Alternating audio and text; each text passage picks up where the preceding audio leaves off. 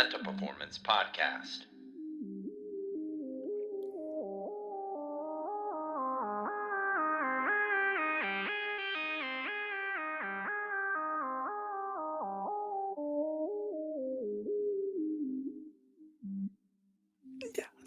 Yes.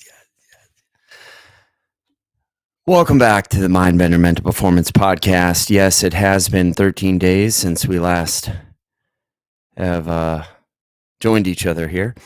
I was on an experience, NPM coach's experience. That's all I'm going to say about it. It was quite an adventure. It certainly was not just alone.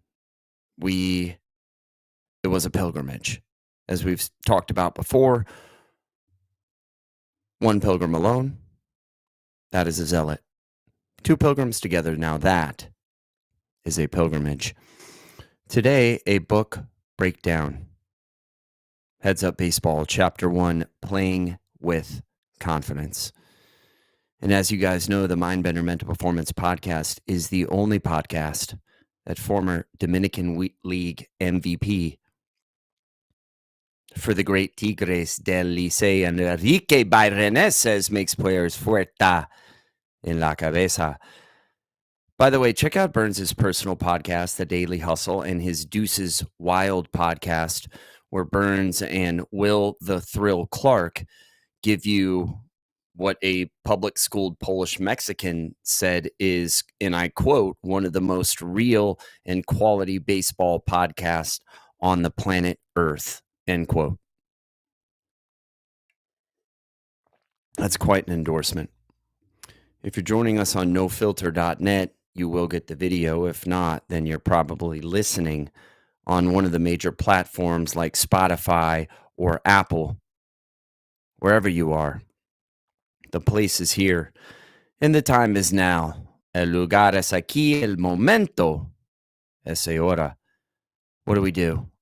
We take it from the clouds to the dirt, one episode at a time, growing roots in the dirt. Because you can't have the fruits without the roots. You can't have the promise without paying the price. But the good news is the choice is yours. You can have more than you got because you can become more than you are. Oh no, Kowalski, I'm getting buried. Nah, man. Maybe you've been planted.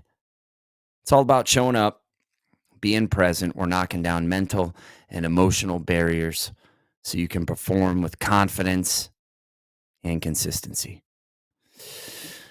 We're going to talk about the fundamentals of Heads Up Baseball, but before we dig into Chapter 1, Playing with Confidence, let's lay out the core principles of Heads Up Baseball, because if you want the mental game, this is your foundation.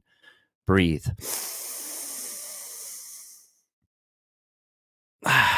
They say there's no right way or wrong way to breathe. We all breathe, but there certainly is a more skilled and less skilled way to breathe and be a performance breather.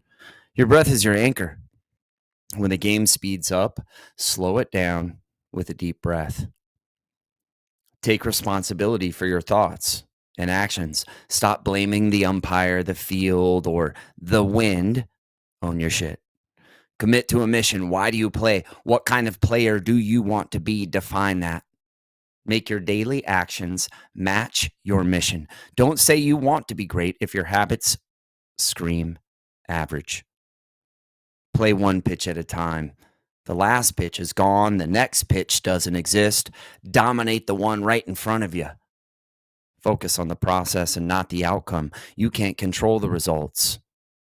You sure can control your execution, your preparation, your process, your release routine. Control what you can control. Your attitude, your appearance, your preparation, your perspective, your performance, not the results of how you perform, but how you perform, and your energy, effort, and emotions, your body language, your focus, your self-talk. Those are yours to own. The results, the outcomes, those are God's. Everything else is yours.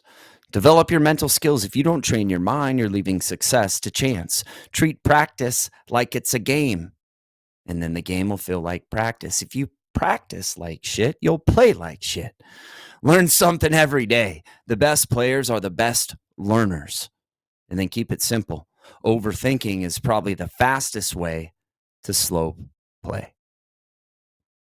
Again, overthinking is the fastest way to slow play or to play slow. Today, we're going to lock in on one of the first chapter of Heads Up Baseball, playing with confidence. We've talked about it so many times. Confidence is not a feeling. You're not always going to feel confident. Confidence, it's a choice. It's something you do. So let's break it down. In the book, they talk about Steve Jones, Steve Spiral Jones. Steve Jones is on the mound and he falling apart. 4 solid innings. He walks the leadoff guy in the 5th. A couple hits, an error, another walk. Now he's spiraling. His eyes are darting around. He's yanking on his jersey. His pace is speeding up. He's not present. He's thinking about what just happened and worrying about what's next. And the game starts caving in on Steve. Steve thinks confidence is something that just happens when things go well. And when things start going bad, he has nowhere to go. And then in the book, they talk about another character. And that's Frank Simmons, right? Frank in the zone Simmons. He's not in the Twilight Zone. He's in the zone. Steve was in the Twilight Zone. Frank Simmons, he's locked in. He's in the fucking zone. He's relaxed. The ball looks huge. He's trusting his swing. He's not searching. He's trusting. He's not forcing. He's letting. And the biggest key is that Frank is just competing, not comparing, competing, pitch by pitch, breath by breath, not overthinking.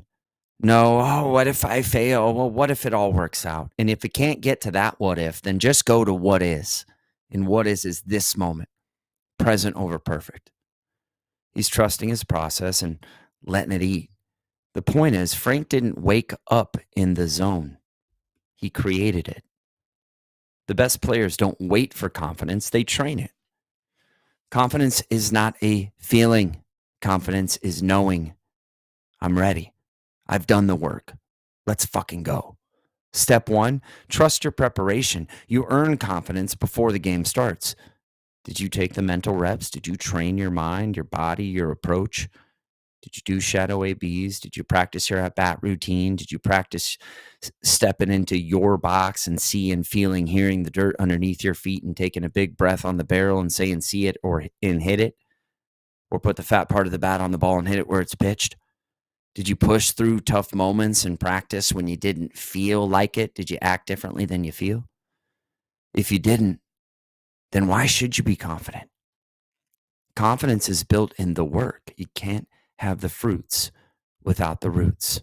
You got to put the hay in the barn to see how good you can be. And if you've done the work, well, you got every right to own the field. But have a process to compete. When it's time to play, what's your plan?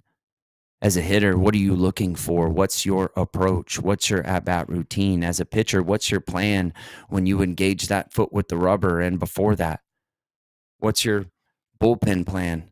What's your pre-inning plan, pre-batter plan, pre-pitch plan? What's your release routine plan?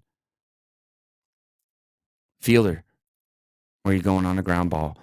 Where's your circle of focus? What's your pre-pitch routine? Are you seeing yourself executing the possibilities on that particular pitch and then stepping into that circle of focus with the hit it to me mentality and getting a breath? No plan equals no confidence. And you got to have a reset, release routine. When the garbage hits the fan, you got to have something to go to. It's not about thinking negatively. It's about thinking ahead, because the deal is baseball will humble you. You're going to get punched in the mouth. You're going to fail. You're going to get, hosed on a call by an umpire, but the umpire's calls are completely out of our control. Good. And when that happens, you got to have a reset. 3-step release routine, physical action, breath on a focal point, verbal trigger. Have something to go to. Without a reset, you spiral like Steve.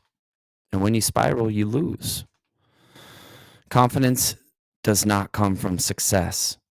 Confidence does not come from a coach hyping you up or a YouTube hype video. Confidence comes from, although it can help, Confidence comes from earning it in practice, earning it in your routines, earning it in your preparation, earning it in your process, competing with a plan, having a reset when things go bad. But one more thing you need to understand is don't let the mental game pull you out of competing. Again, don't let the mental game pull you out of competing. Be the lion.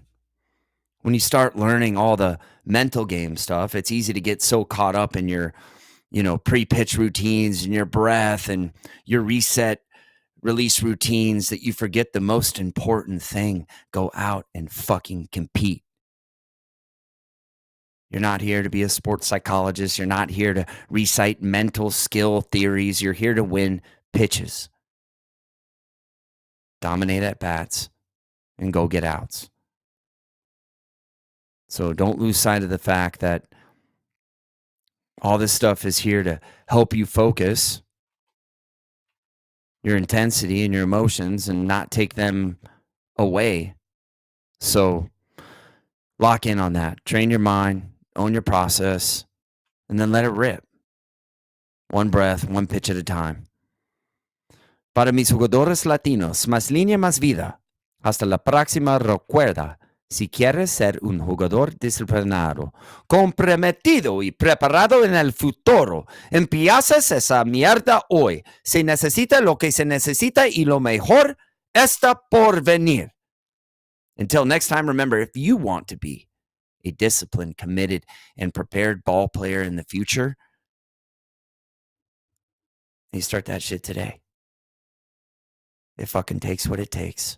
And the best is yet to come. It's one small step for man, one giant leap for mankind.